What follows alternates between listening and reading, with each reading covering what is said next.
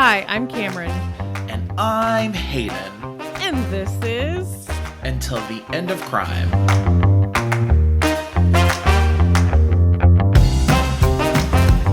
All right, listeners, thank you so much for downloading this week's episode and giving it a listen while we have you.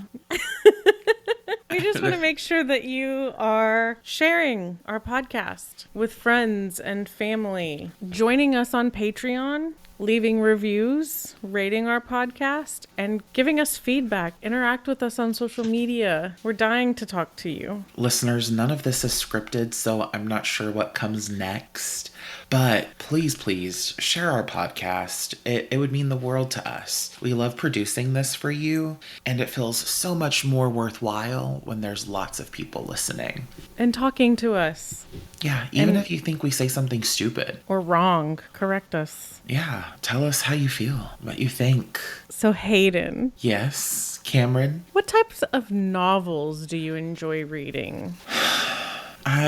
This question pisses me off. Not because you've asked it to me, but I used to consider myself a reader, and I haven't really read in a while. I had a banner year in, 2020, 2019. Mine was 2018. I had a really good year. I think I read 60 books that year. Okay, well, the year I'm talking about, I read 25. And I was like, wow, you've really started to read again. And then I did grad school, and then I didn't, and then I did grad school again because I'm so smart. I don't know the whole timeline, but I know that I do enjoy reading. And I think I've always really loved young adult lit, especially queer YA. And I think it's because of the alphabet soup agenda. Exactly. And as a queer teen, there was no kind of media to consume that reflected my identity. And if it was turned into something overly comedic or treated as being a tragedy. And I think that now I have the opportunity to read queer literature that expresses a young adult journey that isn't so fraught with discomfort and pain and ridicule. I think that that's what I think is my preferred literature. But if we're being honest, have you heard of the genre of new adult? I have not, but that just feels so, Gen Z? So new adult occupies this space between traditional fiction and YA that is more reflective of, I want to say, an actual young adult experience. So characters that are in their 20s and 30s experiencing life. And that really is my sweet spot because that reflects what I'm living right now. And there's one author in particular, I think his name is Timothy Jablonski, and he wrote a series of books that I really enjoy that occupy that genre. I've also really been more into non-fictional text recently. So, what was the last one I read? Was it the one you were talking about when we were covering Marsha P. Johnson? Oh, I read that during the year I read the 26 books. Can I just clarify that when I was saying I read like 60 books in a year, it's because I was doing 10 minutes of independent reading with all of my classes every day. So I was reading like 60 minutes every day at a minimum. Right. Every work day at least, because I am of the opinion that you should model the reading for your students. You should read with them and not use that as time to get other things done, because I shouldn't be willing to ask you to do something that I'm unwilling to do myself. You want them to see that reading really has value, that right. It shouldn't just be treated as busy work. Yeah. Yeah. So I have been reading a book right now called Cultish, The Language of Fanaticism by Amanda Montell. And that's been a really interesting read to see how the English language is used to generate cult-like behavior and how powerful it can be. And she explores everything from Scientology to CrossFit to Trumpism. And so there's this real exploration of language being used to subvert independent thinking and make people sheep. And I think it's a really fascinating read, but I haven't finished it yet. Oh, the last book I actually read was just a romance novel called Cubs and Campfires, parentheses, Sweet and Stocky by Dylan Drake. And it was just this really cute, sweet romance novel about a journalist or a budding journalist and a man he meets in the woods. And it's just a cute little read, and it was fast.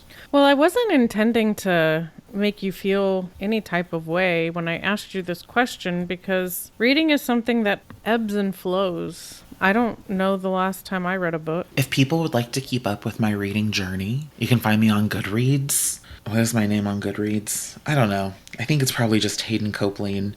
But you can see everything that I'm reading, everything I've read. Well, not everything I've read. I doubt I've been able to catalog all of that, and everything I want to read. So, yeah, you can find me there. I don't know why that's important, but if you want to see, it's there for you. You can keep up to date with what I'm reading. Yeah, we've taken a bit of a turn from where I expected this to go. Thought you were going to give me a genre and we were going to move on. No, I just feel so much pressure to answer that question. Otherwise, I'm a fraud.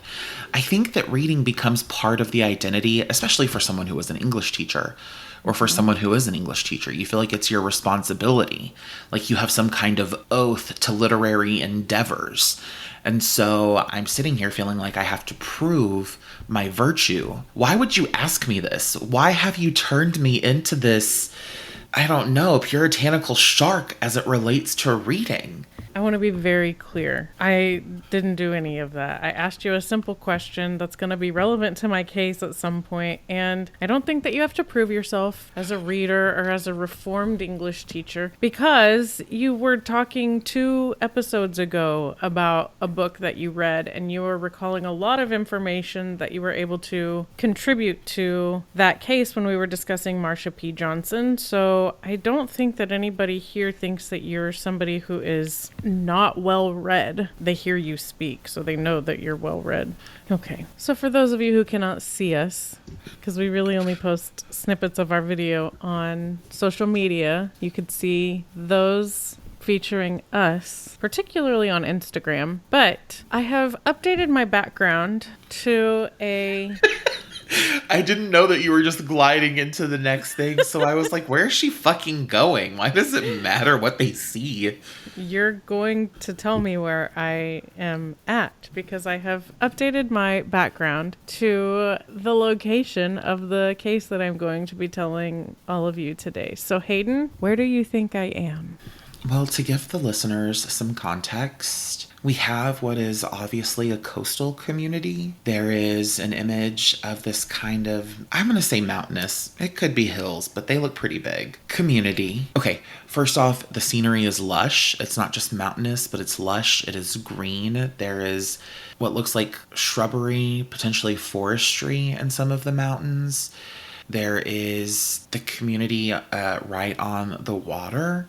There's obviously some kind of port. It doesn't look American because it doesn't look like everything is set up in a grid, which I feel like is uniquely American and relatively modern.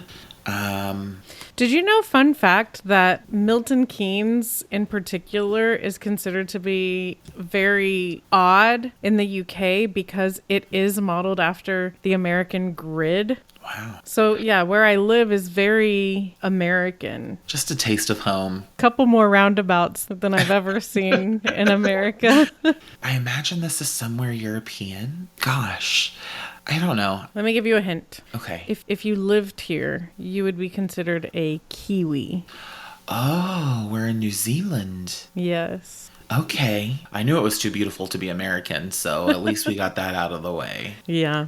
I also do think that it was probably a photo that was beautiful to begin with, but has been enhanced. The water is very turquoise, very rich. You don't think it looks like that? Color. You know, I don't know. You know, Sarah was posting that water in, what, was she in Italy or Greece? Mm-hmm. Are they different? I don't know. Yes. And that was beautiful blue water. Like, gorgeous, striking, unbelievable. Corpus could never. Oh. And so Texas coastline could never. never. Texas beaches would never. And so this is almost hard for me to fathom. Although I've been to beautiful beaches. I don't know. Yeah. Okay, cool. New Zealand. Yeah. So cut to New Zealand in the early 1950s in a city called Christchurch. All one word. Christchurch. All one word. Okay. Feels religious. There were some images that had a big cathedral that I did not opt for because this one was just so pretty. Mm-hmm.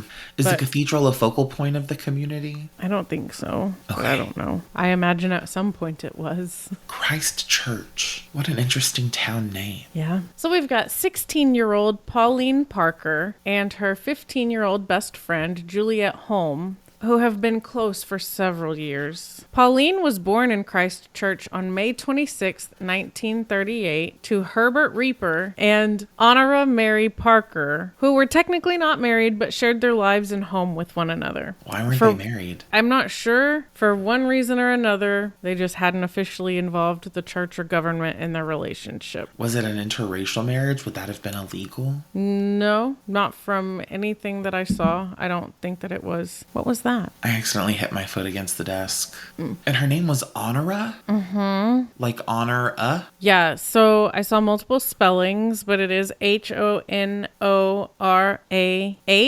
Sometimes the second H is not on there. And I would have probably pronounced it Honorah, but I researched how to pronounce it, and it said Honorah. Okay. Juliet was born in the Blackheath area of London 5 months and 2 days after Pauline on October 28, 1938, to Henry and Hilda Holm. Henry was a physicist and became what we would understand to be the president of the University of Canterbury, which is what led the family in 1948 to emigrate to New Zealand. Pauline and Juliet both attended Christchurch Girls High School, and they formed a connection in part due to their childhood history of illness. Pauline had suffered from osteomyelitis, which is the infectious inflammation of bone marrow.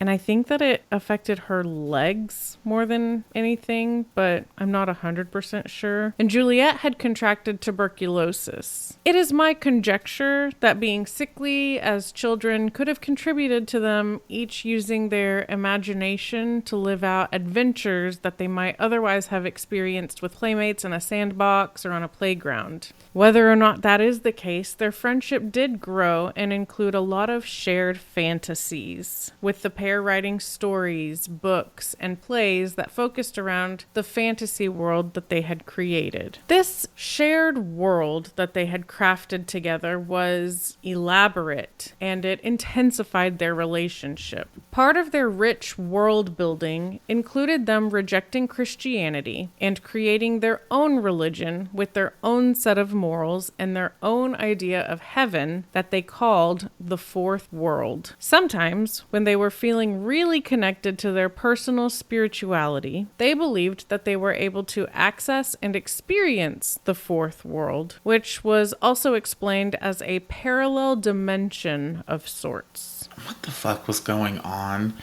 What? Okay, hold on. I am sure, listen, never once has it been my goal to yuck anyone's yum. I am, however, curious. What is the first, second, and third world? Also, okay, they just get together, they're friends, they're playmates, and they're like, hey, Christianity, that's not it. We know the real religion. Which, to be fair, there are many different faiths. How interesting that they decided, you know what, we have an entirely different faith that we have built, constructed, and we can access our version of heaven anytime by leaving the first, second, and third world and taking pieces of the fourth world. I just don't quite understand how this developed, or actually any of the components of it, or why they felt so moved. Is it because they had experienced such trauma? I've got probably an unpopular opinion, but I feel like to some extent, to the list. This is how most religions were created. I was thinking it, but I wasn't going to say it. I said it. Okay. Right, okay. So they created a religion just like anyone else does, and And their friendship may have been believed by them to be part of how they were able to reach the spiritual enlightenment required to experience the fourth world. Their friendship was very intense. Yeah, obsessive, I got that. Codependent. Yeah. Believe it or not, you sold that by saying they could only attain it through their intense friendship. Okay. Well, that's good because the next line is the intensity of their relationship did not go unnoticed. So I guess that applies. Was it just friendship? Was it romantic? Was it sexual? That's a Did really they feel good... like they entered the fourth world when they were, I don't know, finger linked deep in each other? What was it that activated the fourth world? Was it hitting the G spot? I don't understand.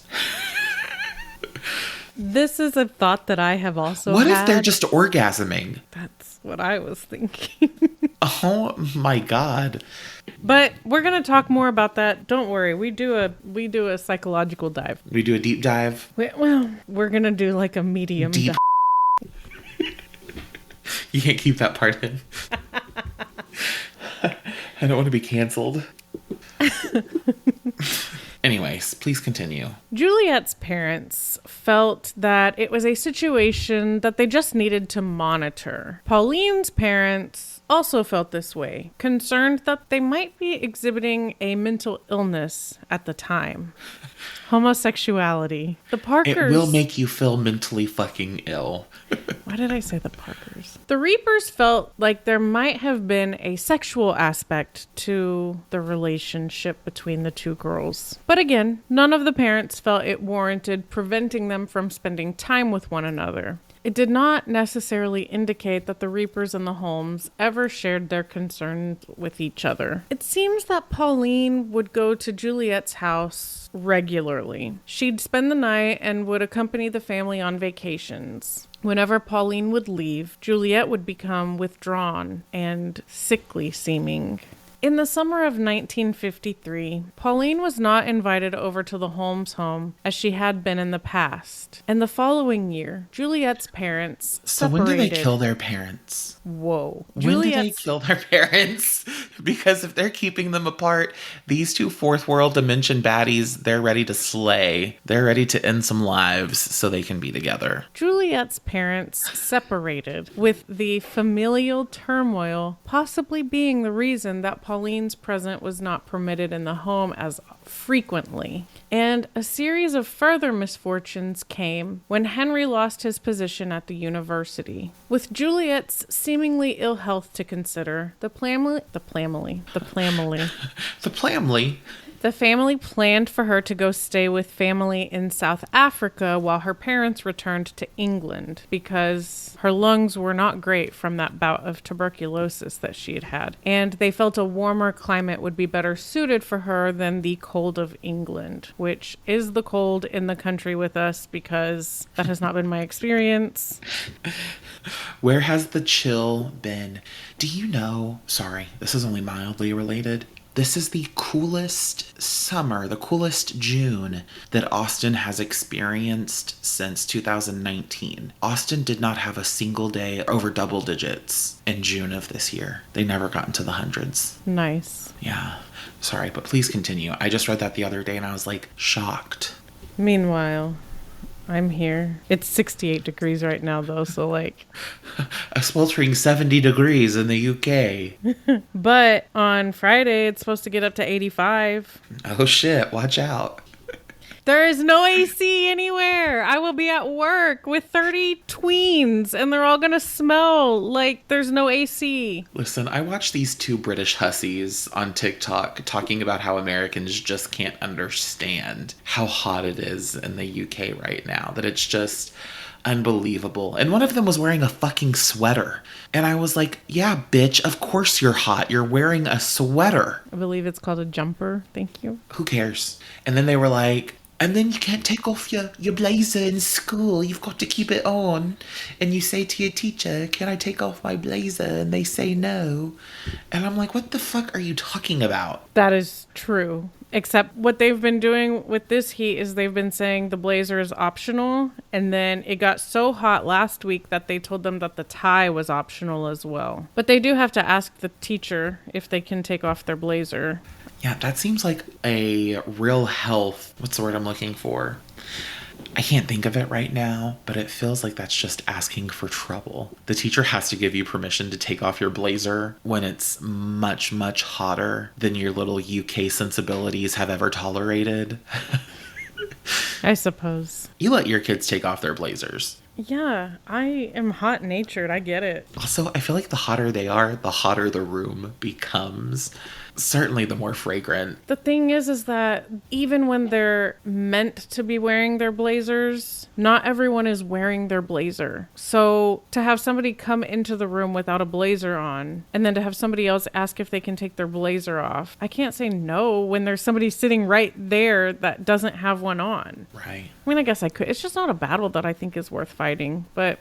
And that's why kids these days are soft. Yeah, sure. It's hard for me to ever be mad at the UK. They created Jonathan Bailey. So what am I supposed to do? Hold them accountable for anything? I don't think so. All right, go ahead. Okay, this impending move for Juliet to South Africa was a devastating blow for the best friends. So they decided that the best way to make the most of this unfortunate situation was for Pauline to move to South Africa with Juliet. How sensible. She could just go stay with the extended family as well. And then they could still be close, see one another, and experience the fourth world together. I'm not gonna lie, most of the times that I said the fourth world, I was using it as a euphemism, but there was never any proof positive that they had a sexual relationship. Well, I don't see no proof negative either.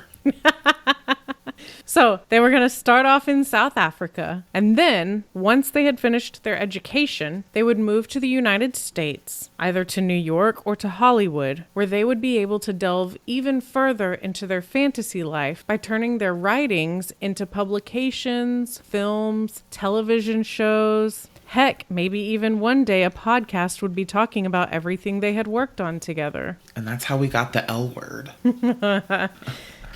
Do you want to know that I almost just attributed that to Lena Dunham, and I was like, that's not the show that she was responsible for. That was Girls. Girls. So while Pauline and Juliet assumed that Juliet's parents would willingly agree to this plan, they did think that they would run into problems when asking Pauline's family about this very logical solution to their problem, in particular, her mother. They did not think that Honorah would permit Pauline to go to South Africa with Juliet. So they had to put their problem-solving hats back on and come up with another solution. Mm-hmm. I'm so paranoid that this audio is going to sound terrible because I can't hear myself, even though you can hear me clearly, and because you can hear an echo.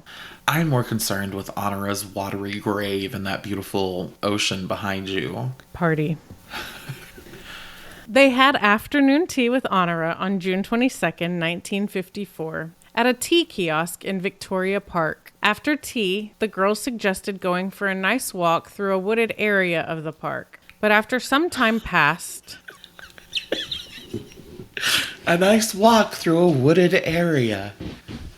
Yeah, go ahead. But after some time passed, the owners of the tea kiosk, Agnes and Kenneth Ritchie, noticed Pauline and Juliet running toward them. The girls appeared to be frantic, and as they got closer, the Ritchies noticed that they were both covered in blood. The girls breathlessly explained that Honorah had fallen in the wooded area and had struck her head on a rock very hard.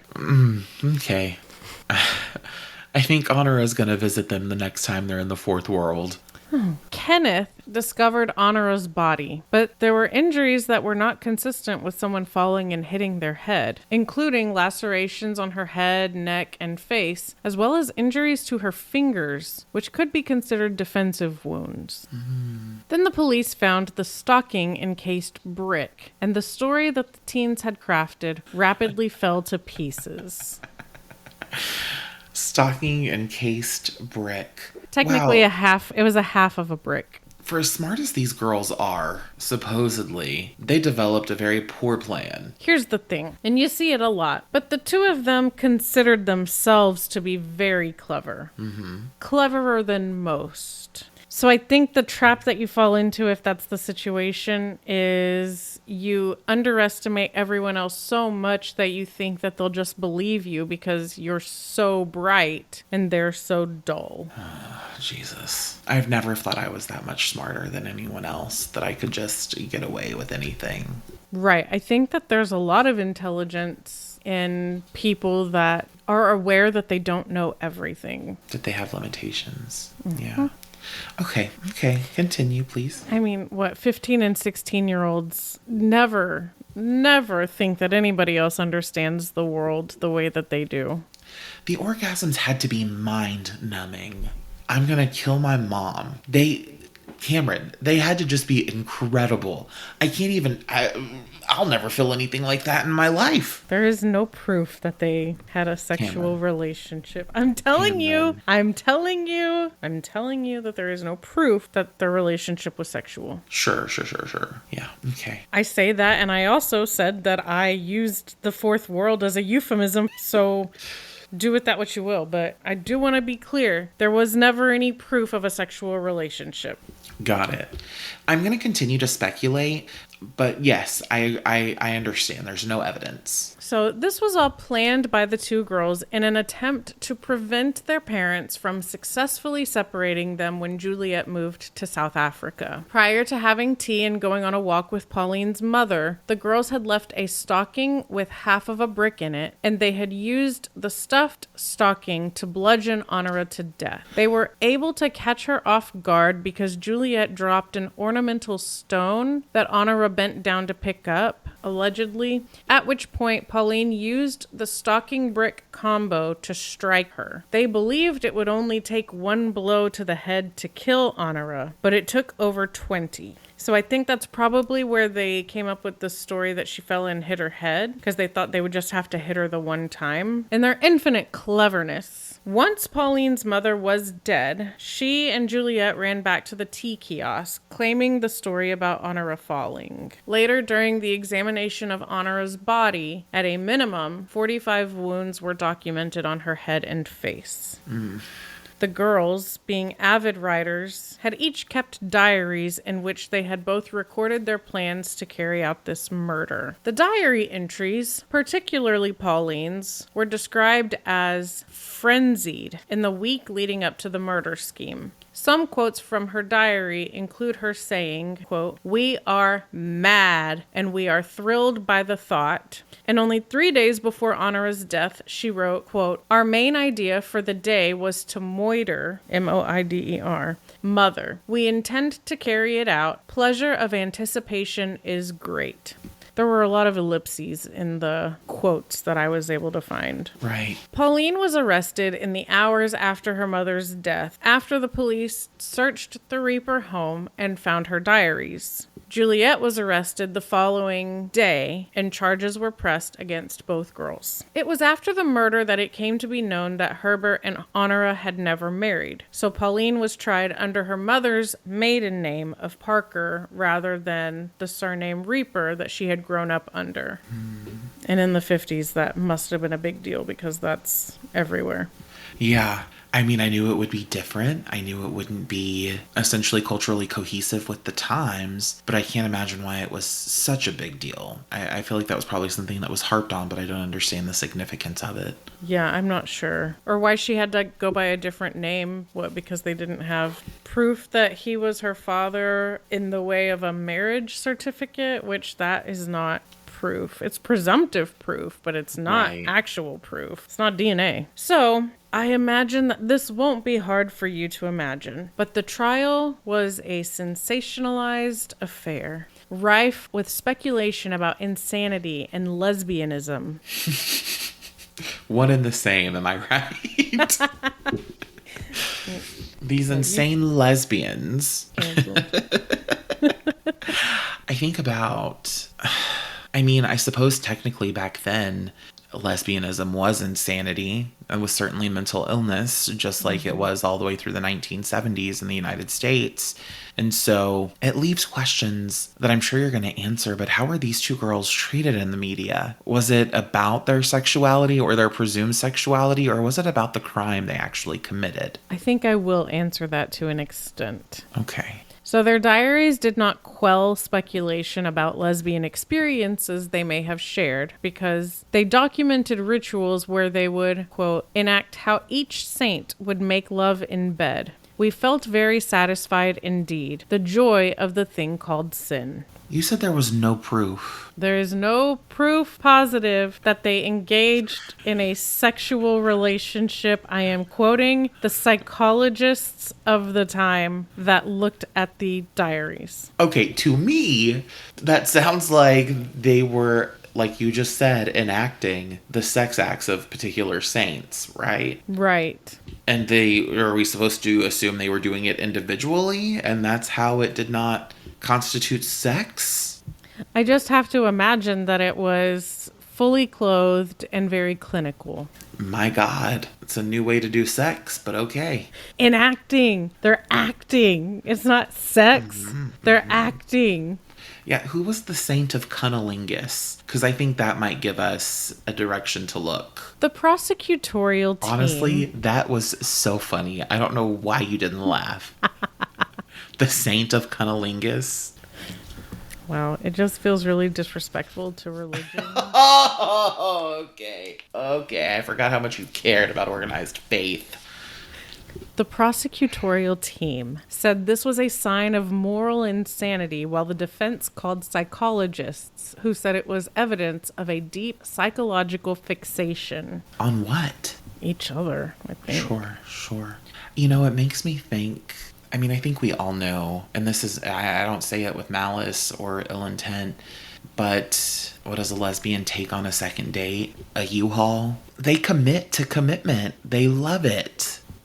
I also think that they have a shared experience in that they both were sick when they were younger. So I think because Juliet had bad lungs and Pauline had bad legs, they weren't able to engage in the same physical education class as their peers. So they probably spent more time together building that. And I imagine that growing up in the 1940s and 50s, having some sort of, whether it's visible or not, disability that hinders you from fully participating in things, for being present at school as often as you are expected to be or as often as your peers, that there's probably a lot of ridicule or being left out by your peers that they both experienced together, plus being bedbound during an illness. Like I said before, I think that that's probably where the rich imaginations were able to really flourish, and then they meet each other and it just snowballs so quickly. I think that what you're saying stands to reason. I think it bears the truth of the situation, which is that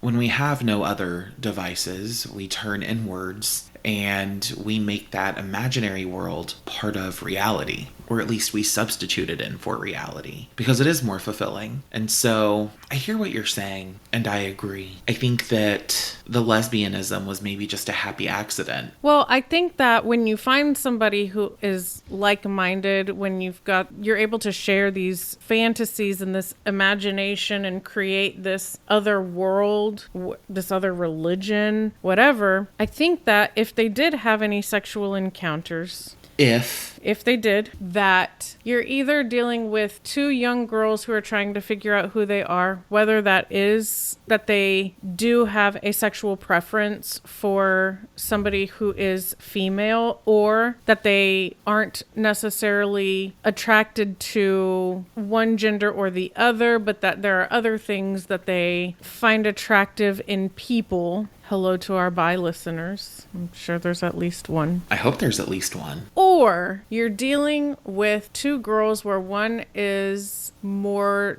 dominant and manipulative and the other is easier to manipulate, especially once they've built this codependency between one another. Right. There's no shortages of ways that this relationship came to be, or how it played out, or what the reasoning behind any of the behavior was. I think that We could speculate all day. It might even be a little bit of a lazy trope on my part to just assume lesbianism. But yeah, I think you're right. It's complex, and I think that I'm struggling because, well, we'll get into it shortly, but I'm struggling because of another aspect of the research that I did for this case. Okay. So, multiple psychologists deemed them both to have been sane at the time of the planning and committing the murder. It was clear that they knew the entire time that the plan was illegal as well as morally wrong, and that despite this knowledge, they premeditated everything, including leaving the stocking with the half brick in the woods where they guided Honorah to and carried out their plot.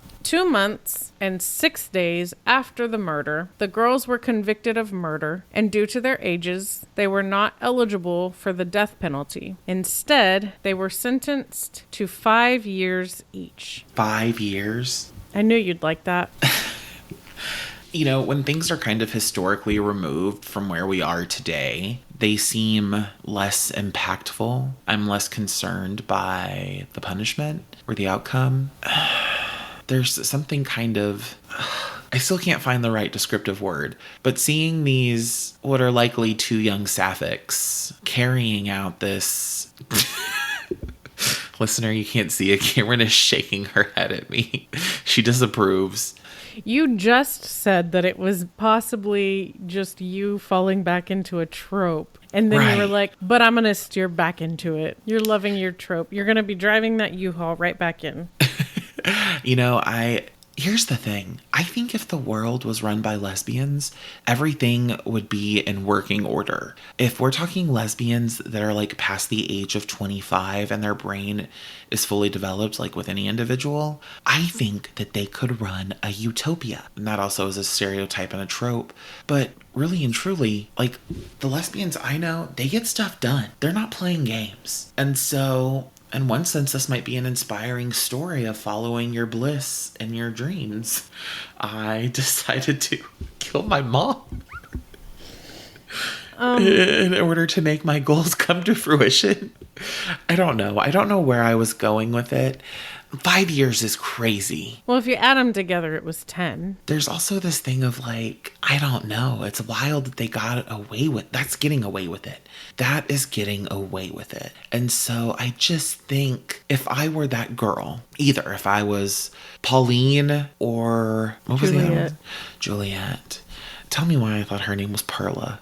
If I was Pauline or Juliet, and I got 5 years after either trying to kill my mother or kill my, we'll say, best friend, kill my best friend's mother, I think there would be like a level of invincibility that I felt. Like I could do anything and still escape real consequences. I don't know. This is really fascinating. This case is... it deals with a lot of elements of uncertainty, but also what feels like psychological drudgery, like trying to get through it all. I think that there are plenty of states in the U.S. where this would have been a similar sentence, to be a minor who is then sentenced till you're 21, and then, but the record is still sealed. You can't go back and see what they did. You do not live in a state that would have opted to do anything other than try these two girls as adults. 1000%. So I think that sometimes that really colors the way that you react to sentences, because one of them was 15. I know that doesn't excuse it. There are plenty of 15-year-olds that don't murder their mother or their friend's mother. I would venture to say most. I think you're right. I think it is most. The overwhelming majority is not killing their loved ones. Most don't. You're right. But I do think that there is, I don't know, an element of rehabilitation for minors. That is, yeah. Cameron, that's crazy. 5 years is going to rehabilitate a 15-year-old after murdering their mom. So what do you expect happened after 5 years? You expect one or both of them to have continued on murdering? Well, it's probably hard to murder in prison, especially if, you have led me to believe that both of them are disabled. So I assume to a degree that it would be difficult to murder somebody somebody in prison? Is that where But they were? Were they in prison? Well, I'm saying after their 5 years, they've served their time, they're released. What do you expect to have happened with a 20 and 21-year-old that have been locked up for 5 years after scheming to commit a murder? Do you think that they would go on to murder again? I think they feel like murdering got them closer to the fourth world. And once they're reunited, they're going to do their best to get even closer to the fourth world. More murder. Okay, let's see where this case goes.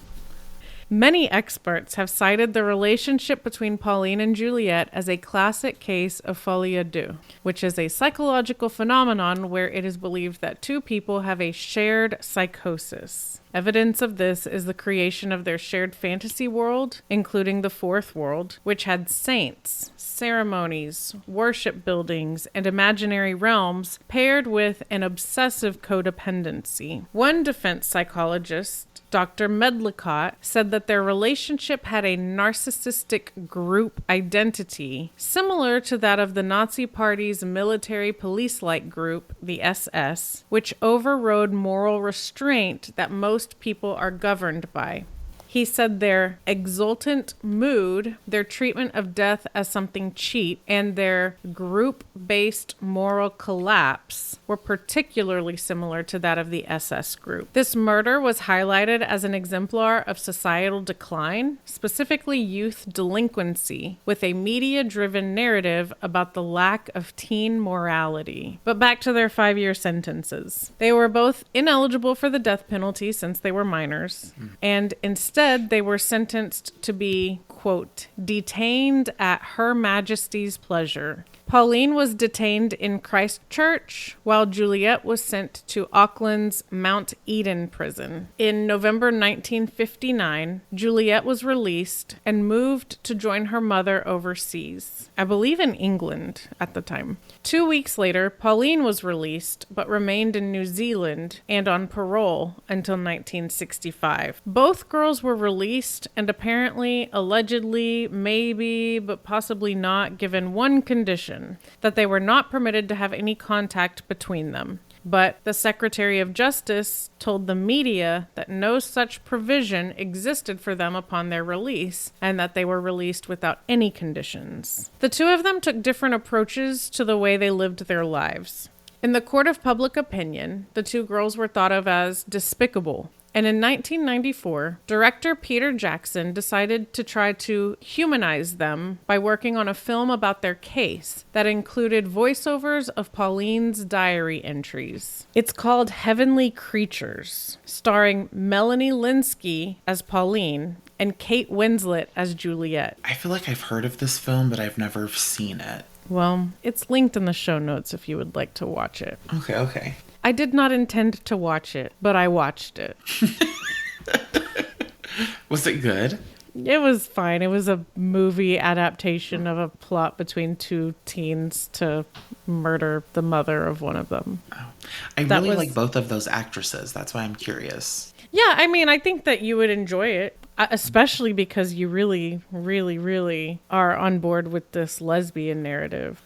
Is that how it plays out? I think that it is strongly suggested in the movie as well. So, if all of the voiceovers from the movie are direct quotes from Pauline's diary, there was maybe quite a bit more to the story than is included in most of the source material I found. There was a grown man who was portrayed in the movie to be early 20s, I would guess, who was a boarder at Pauline's family's house. And he apparently fell in love with Pauline, who the family called Yvonne throughout the movie because that's her middle name, and that was how her family referred to her. And he ended up engaging in a sexual relationship with her, and she was 14 at the time.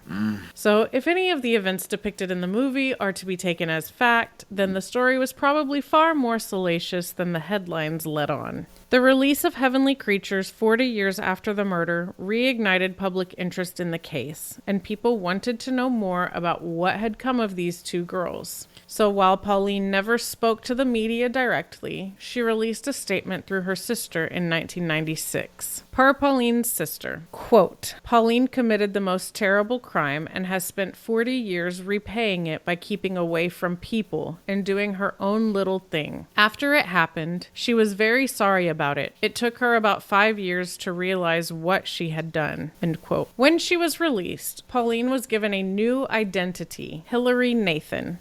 After she satisfied her parole, she was free to leave New Zealand and left for England. As early as 1992, she was living near Kent, operating a children's writing school. She became a devout Roman Catholic and has stayed away from the limelight as much as possible. You're laughing? Yeah, I mean, I want parent murderers to run my children's writing school. Well, I think that all of those children are not her mother, so they're probably safe. Okay, sure. That's crazy. I know it's true, but that's crazy. I'm gonna say something. I'll probably cut it. But sometimes you can be so unforgiving.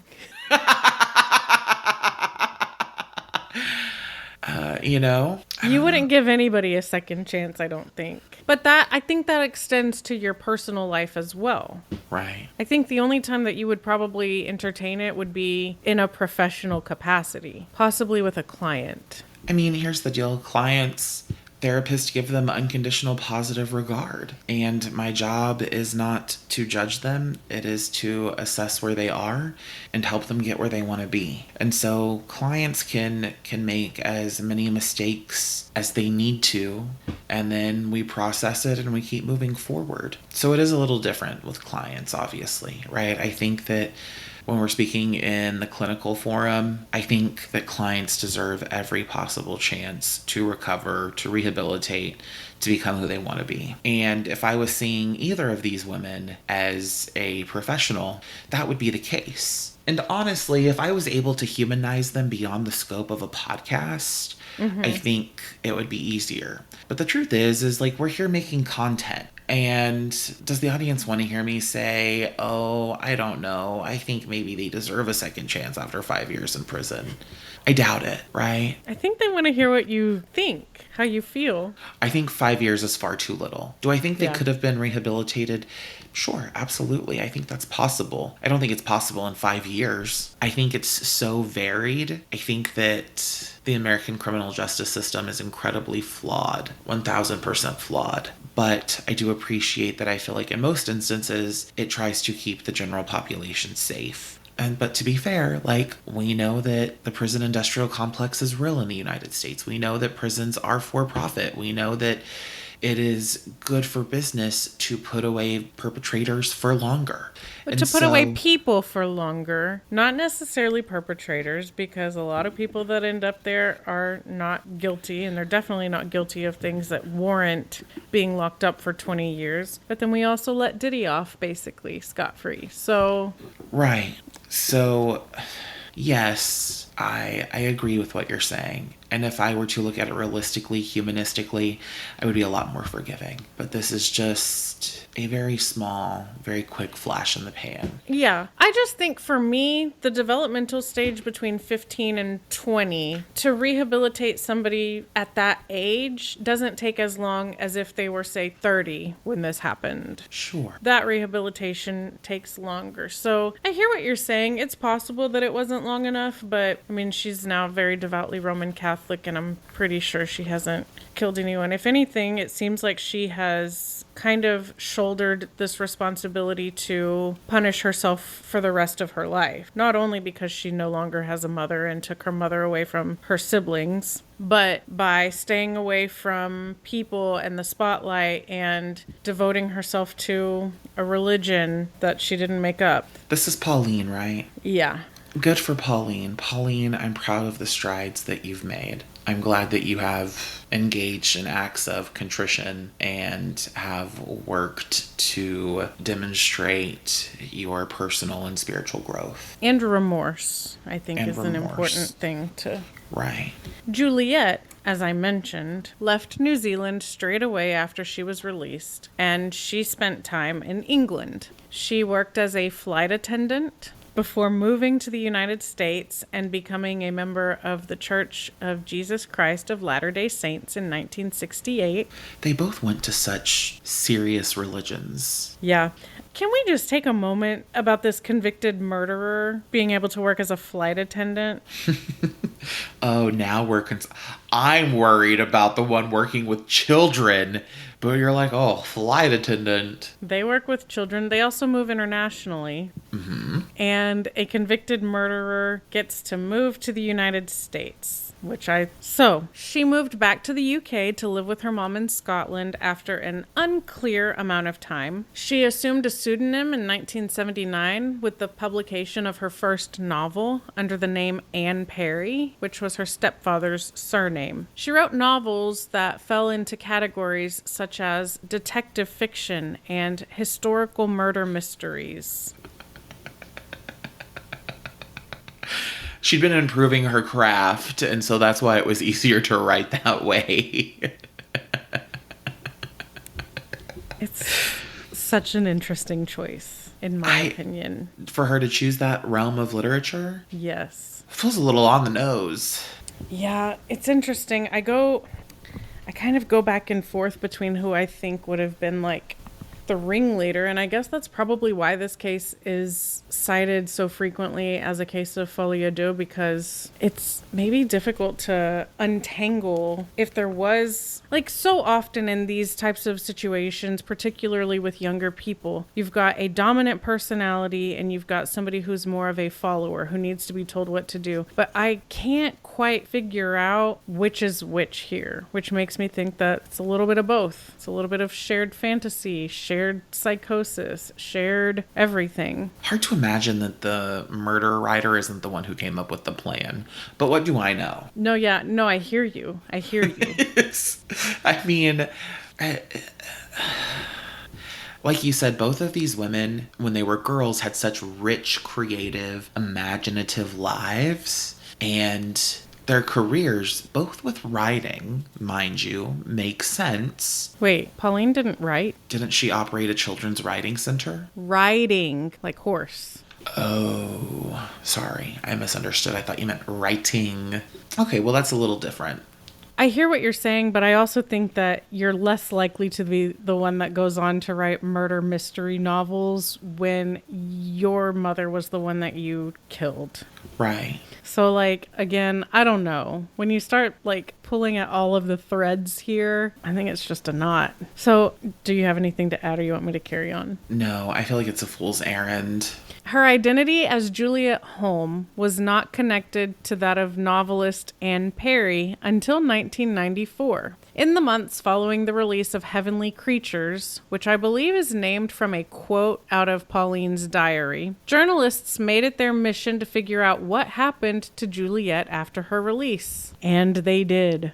In response to her identity being revealed, she said the following: "It seemed so unfair. Everything I had worked to achieve as a decent member of society was threatened. And once again, my life was being interpreted by someone else. It had happened in court when, as a minor, I wasn't allowed to speak and I heard all these lies being told. And now there was a film, but nobody had bothered to talk to me. I knew nothing about it until the day before release. All I could think of was that my life would fall apart and that it might kill my mother." I don't know. You killed someone else's mom, so maybe it's like fair that you don't get advanced warning. Also, you had a new identity. What were people supposed to do? How are they? Okay, that's fine. I think being concerned about that this might, quote, kill my mother. I know that it's just a turn of phrase, but as a writer, you can't convince me that it wasn't intentional. Right. It just felt really tasteless, with all things considered. A lot of this has felt really tasteless. I don't know how many parts I've heard and thought, wow, this is appropriate. To be fair. There is nothing. She was surprised that the people who were in her life did not immediately abandon her upon finding out that she had a murder conviction in her past. But it did end up adding some gigs to her rota, discussing her work as an author and also her murder conviction as a teen. She has maintained that she and Pauline never engaged in a sexual relationship and was adamant that they were not lesbians. Although, again, if all of those diary voiceovers are true, they at least engaged in some form of a sexual relationship with one another, if you ask me. Mm-hmm. And I think if you ask you.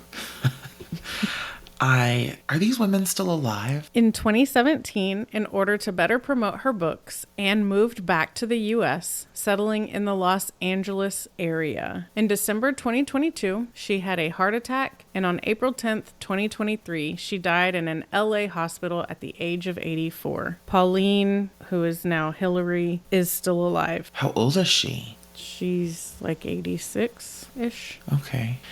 I don't know, Cameron. It's hard to divorce myself from the teenagers I've taught and thinking about if they killed their parent. I don't know to what degree I think they could be rehabilitated in 5 years. I just don't know. But of course, it was a different time culturally, socially. And so the comparison feels fraught to begin with. Yeah, I mean, it's 60 years ago. So there's something that is unspeakably frustrating about this case. I think the quote lesbianism, and I know it is not your doing, but this almost kind of excusal of their behaviors because of disability and their really imaginative world building. I feel like Pauline lived a life of servitude and secrecy following her release. She has done her best to complete acts of contrition, to work to better, herself, but also her mistake, to not let her life be in vain after taking another. But Anne, right? Yeah. Almost made it self-congratulatory. I agree. And profiteered off of her crime. I agree. And that feels... Maybe her prison term wasn't long enough. Pauline's did the trick, but... Really, at the end of the day, Pauline's prison term was the rest of her life because she no longer had a mother. Right. And again, that's why I think that it makes more sense that Juliet can say things that seem to me to be very callous, like, this would kill my mother. Really? Or can go on to write murder mystery novels. It's just... I sickly kind of want to read one now. There are just plenty. To be like, what the fuck was going on? What was she writing about? Were there any mother killing books? You know that would have been right up front in the research that I was doing if that were the case. I mean, they say write what you know. Well, she did talk about murder. Interesting that, like, detective fiction, too, though. I'm like... She became really enthralled in detective work when a singular detective was like, hey, your shitty story doesn't add up with the injuries on this woman. Immediately. Yeah. Maybe that's it. Maybe that was her writing detective novels, was her trying to undo that because she believed herself to be so clever that she would be able to get away with it. She also believed that they would be able to kill somebody with one blow to the head, which again is just it's not realistic. Yeah, I think that you would probably not, okay, I don't know anything about movies. I don't watch movies and I never know how to talk about them in any sort of critical sense. Like if somebody asks if I liked a movie that I saw, I'm like, it was a movie. You're like, yeah, sure, it happened.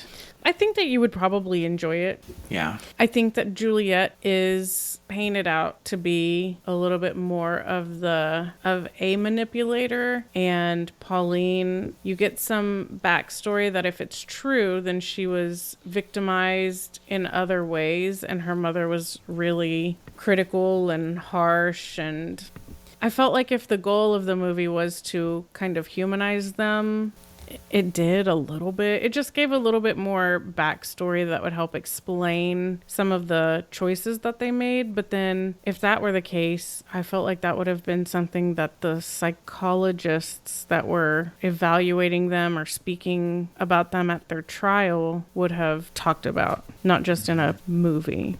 I think it's the first big movie that either one of those women was in, because it says introducing Kate Winslet as Juliet, and I think it said the same about Melanie Linsky as Pauline. I mean, both are fabulous actresses. I'm glad that you recognized her by name. I couldn't have told you her name, but I knew her by face. Right.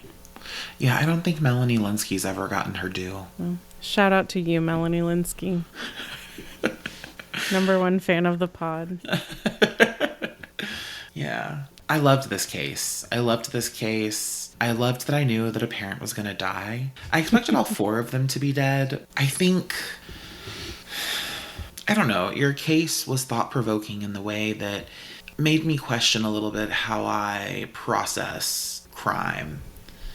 I think I always want there to be a satisfactory solution. I always want there to be a level of justice that feels appropriate for the crime. Yeah. I think anytime you take someone's life, there is a level of justice that will always be unserved, especially in instances where their time in prison is less than forever because the victim no longer gets to live. Yeah. And of course, I think it's a little different when we talk about charges of manslaughter and degrees of murder, and for better or worse, crimes of passion. I think that those instances maybe merit different sentencing. But this was so premeditated. It was written about, it was thought about, it was considered.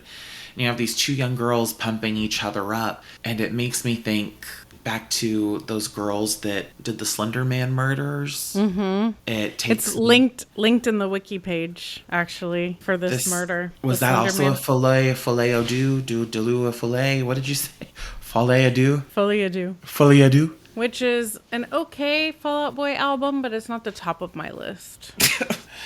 So it sounds like, I think that there is a special relationship amongst young women that allows them to create a centralized focus in like shared understanding. I think even if lesbianism isn't a part of this case, I can see 2 young girls doing this together. I can see them deciding, okay, we've got to be together. My mom has to die. And it doesn't make sense to me, but it's believable. It's understandable in terms of if it happened in real life. It did happen in real life, but if it happened in real life now, I'd be like, that makes sense. So I don't know. It was a great story. Great case. Thanks. I'm glad that you enjoyed it. A complete list of sources and any links can be found in the show notes. And that's all we've got for this episode. If you enjoyed listening and want to hear more, subscribe, give us a 5-star rating, and leave a review. Recommend us to a friend, and if you're able and willing to help us produce this podcast, sign up for our Patreon. And for just $2 a month, you can join our supportive bestie tier. It's linked in the show notes. Also, make sure you're following us at End of Crime Pod on Instagram. Our email address is endofcrimepod@gmail.com, so feel free to reach out with questions or episode suggestions. Thank you for listening. Until the next crime.